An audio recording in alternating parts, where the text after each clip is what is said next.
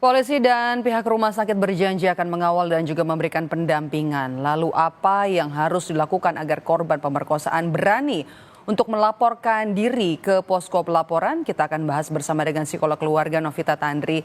Selamat petang Mbak Novita dengan Maidop.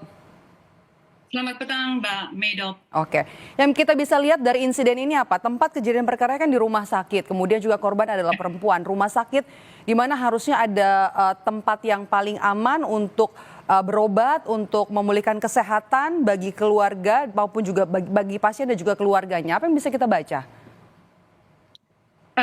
Kalau saya melihat adalah edukasi sih Mbak Maidop, bahwa menjadi korban dalam hal ini adalah anak daripada pasien yang harus dilindungi oleh dokter tetapi malah dijadikan sebagai korban.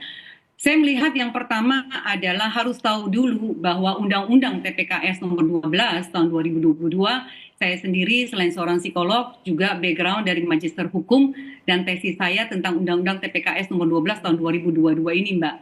Jadi yang bisa dilakukan dan biasanya korbannya adalah perempuan dan anak, mengumpulkan bukti. Ini langkah yang pertama. Dan harus tahu di pasal 25 ayat 1, korban itu adalah saksi.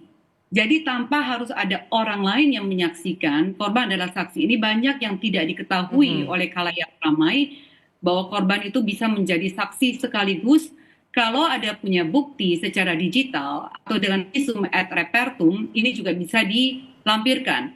Yang kedua biasanya dalam laporan ini ada rasa malu Mbak Maidop yang terjadi karena takut disalahkan dan takut diintimidasi. Dan kalau kita lihat dari kasus ini ada pertanyaan atau statement dia dikeluarkan oleh security daripada rumah sakit HS ini ya di Bandung yang justru seakan-akan memojokkan korban ini.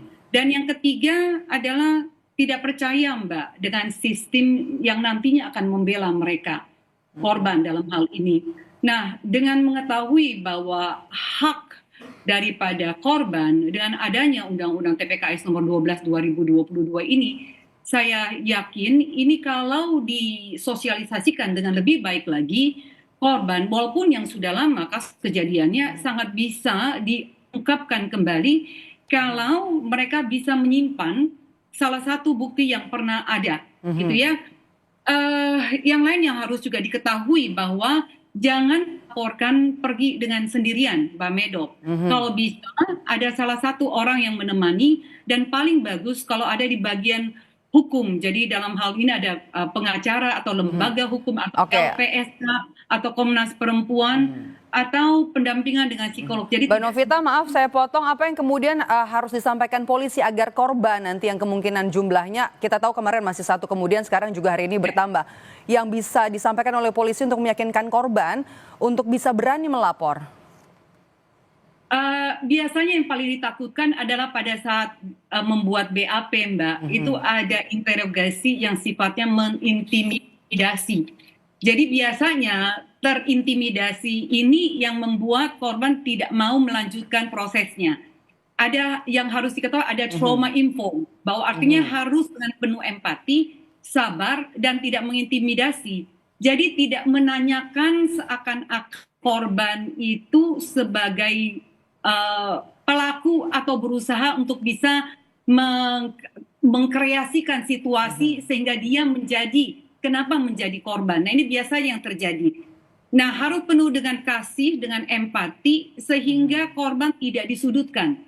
Nah biasanya korban tidak mau melanjutkan laporan polisi kalau di dalam ruang konseling saya Mbak. Karena waktu penanganannya itu tidak dengan empati. Intimidasinya membuat mereka mundur, belum lagi bicara reputasinya hancur Mbak.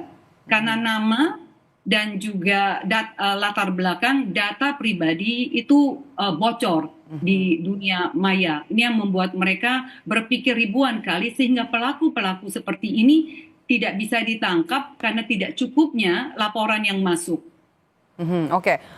Bagaimana kemudian bisa membuat korban ini berani gitu ya apabila mereka mungkin benar jadi korban dari dokter PPDS ini untuk kemudian berani melapor seperti yang Anda katakan tadi, ada trauma, kemudian juga ada ketakutan untuk mencari keadilan tapi juga tanpa mendiskreditkan korban?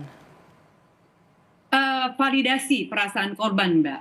Jadi memvalidasi bahwa yang kamu alami itu bukan salah kamu. Karena biasanya akan muncul pertanyaan, kamu sih kok kenapa pakai bajunya yang terbuka? Kamu sih karena pakai rok. Kamu sih menggoda. Nah, ini yang menyudutkan posisi korban, yang membuat korban berpikir kalau nantinya disalahkan. Dan ini masih terjadi dalam sistem hukum kita. Oke. Jadi buat saya ini harus ada yang disebut dengan dukungan, Mbak, bukan penghakiman. Sehingga korban tahu bahwa ini hak dia untuk didampingi, hak dia untuk melapor, hak dia untuk mendapatkan keadilan hukum, perlindungan hukum, dan kepastian hukum. Oke. Mbak Novita, ini kan kasusnya adalah pemerkosaan dengan obat di rumah sakit dan kemudian juga menggunakan obat-obatan anestesi, obat bius begitu. Bagaimana kemudian tahu kalau korban ini merupakan korban pelecehan? Dan prosesnya juga mungkin itu sudah berlalu waktunya dalam beberapa waktu lalu. Ini juga harus ketahui sebagai korbannya bahwa harus mengumpulkan barang bukti, Mbak. Dan salah satu yang paling penting adalah pakaian. Pakaian dalam hal yang dikenakan di saat itu dan simpan bukan di kantong plastik, tetapi di kantong kertas. Ini akan membuat bukti daripada nantinya pada saat visum et repertum ini menjadi salah satu bukti yang paling baik sekali. Lalu yang kedua, jangan lebih dari 72 jam. Oke. Baik, terima kasih sudah bergabung bersama kami. Psikolog keluarga Novita Tandri sudah bergabung bersama kami di Kompas Petang. Sehat selalu Mbak Novita.